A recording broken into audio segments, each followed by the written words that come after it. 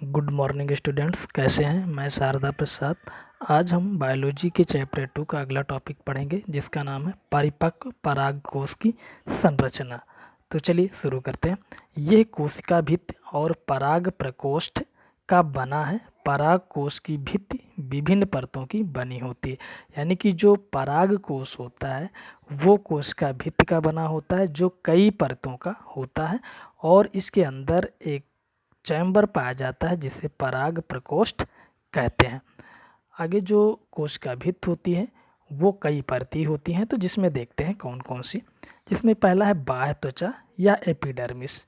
यह एक कोश की बाह्य परत है। इसमें सदैव एंटीक्लाइनल विभाजन होता है, यानी कि जो एपिडर्मिस है इसकी कोशिकाएं सदैव ऊपर और नीचे की ओर विभाजित होती हैं। दूसरा है अंतःथीसियम, जिसे इंडोथीसियम भी कहते हैं। ये भी एक कोश की परत है, परंतु इसकी कोशिकाएं बड़ी तथा अरीय होती हैं जो एपिडर्मिस के नीचे की परत होती है।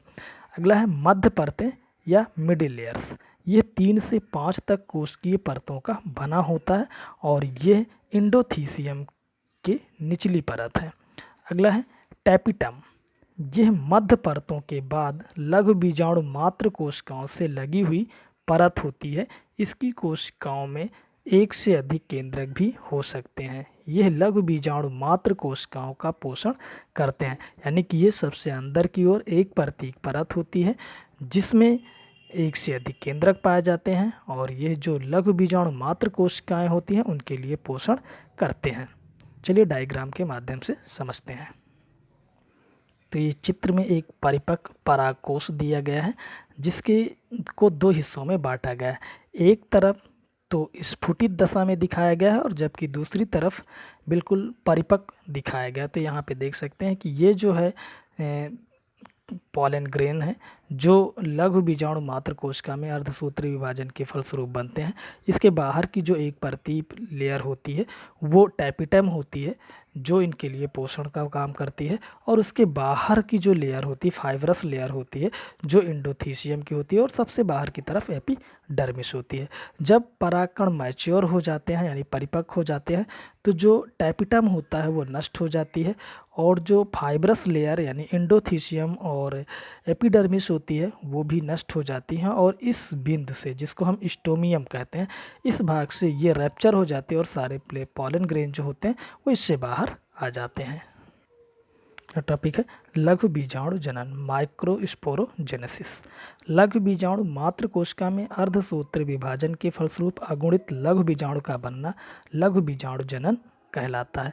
लघु बीजाणु विभिन्न प्रकार से चतुष्कों के रूप में जुड़े रहते हैं, यानी शुरू में जब इनका निर्माण होता है तो ये एक चतुष्क के रूप में पाए जाते हैं जिसमें निम्न रूप होते हैं रैखिक टाइप का, टी शेप्ड, क्रसित, चतुष्फलकी और समद्विपार्श्विकी।